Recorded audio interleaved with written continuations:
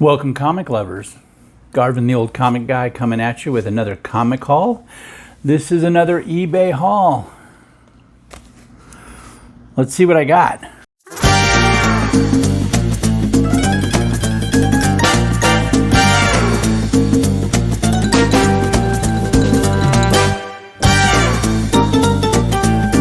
Okay, so it's one of those that you're supposed to be able to peel, but they politely taped over that. So that's not an option. There we go. Again, the handy dandy box cutter. We are safe. It's always my concern. I want to make sure that I don't ruin anything. And of course, they reused one. That's nice. It's always, that's the way I do it, right? Again, I don't sell comics on eBay, but if I was going to, I would reuse one of these, right? That I'd already gotten comics from. So on the outside, we're using that clear tape. It is packing tape. And on the inside, we have a nice Gemini mailer. So I'm going to hope that when I take off this, I get maybe some blue tape. Or, whoa, no tape. No tape. All right, okay. I probably would have used some, but that's cool. I do know what this is, but you'll get to find out when I open it, when I show you. So it's a set, and let's show you what I got. So Flashpoint Beyond number 6, number 5, and then we got number 4,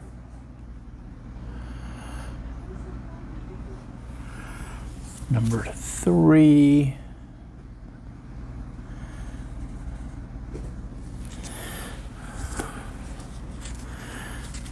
number 2,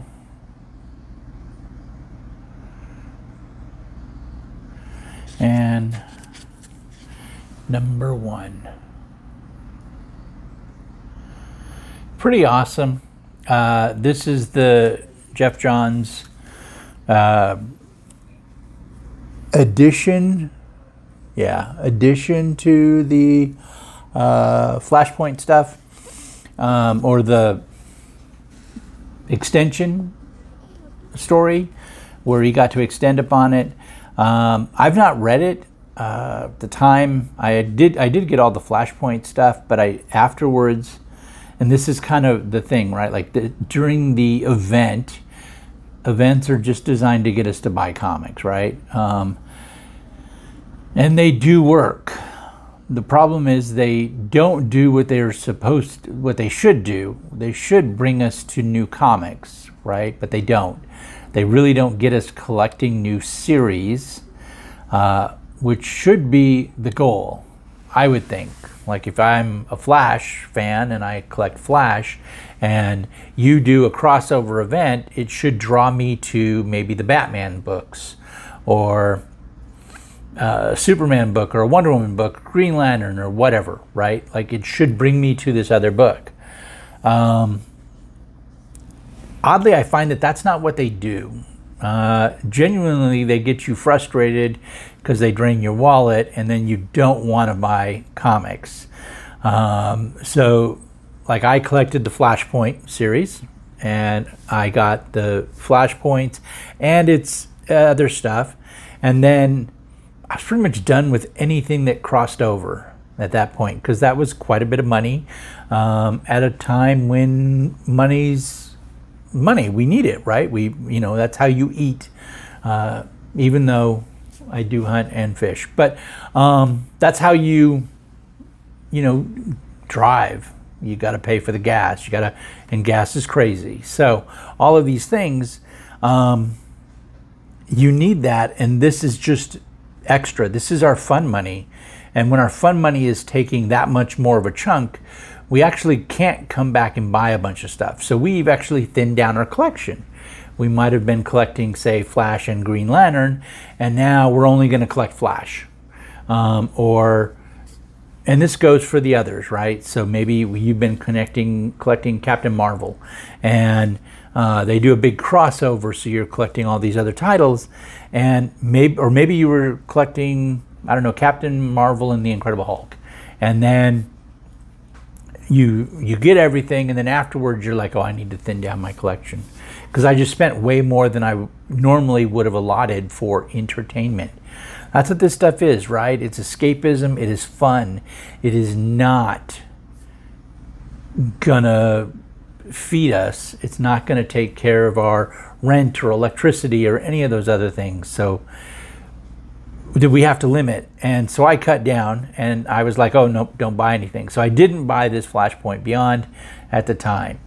Now what I do find is I can wait, and I can come, and this series was, what were they, $4 a book, right?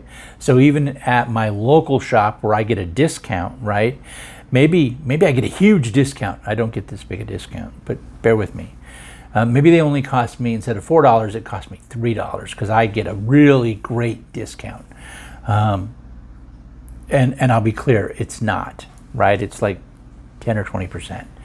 Or no, it's like 20%. And then if I were to actually pay for it ahead of time, I think I could get 30, but I don't do that. So say I was able to knock it down $1 for each book, and I only got the regular books, the A covers, right? So they're $4 for a 6-issue series. What is that? $24, right?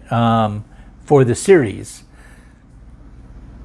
Or if I discount it because I was able to, maybe I paid $3, so maybe 6 issues is 18, so under 20. What I find is I could buy this set now, pay for shipping, and still get it for about $15. So it would have been $24. I'm able to pick up for less, a lot less, if I wait. Now, you do have spec books, right? And so somebody will be like, oh, number 1 of this series or number 3 of this series introduces a character, and now it's a spec book, so wow, it's going up. Well, you may not be able to then, right? And then you're like, oh, I can't complete the collection. And if you're a completist like me, that really kind of bugs you. I'm always like, well, wait, things change. Example, I can remember when nobody cared about the early Omega Men where Lobo first appeared. Nobody cared. Now it's valuable and it's spiking. And it happened in the 90s, right? When he was really popular, had his own series and stuff. That issue climbed. But then it kind of went back down. It didn't go all the way back down. It never does. It does come down though. And then nobody cared again. Now, spec, it goes back up. Just hold out. Genuinely. Worst case, it's valued higher, or best case, it's valued higher. You pay a little bit more for it, but after the market has come back down, so it's not going to keep going down, right? The Taskmaster book, Avengers 196-ish, or whenever that was. That was a wonderful, cool book. I love the cover. Like, I've always loved that cover. And I have a couple. I even have one slabbed.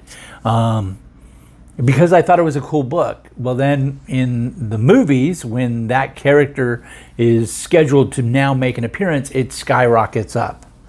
Like, ridiculous. And then the character appears and it comes down. And then it levels off. And yes, it's higher than it was. But it had gone up to here and went back down. So just wait.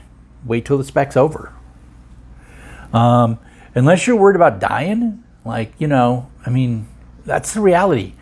I'm not dying in the next, I don't know. I mean, you never know what's going to happen, but I don't plan on dying in the next 5 years.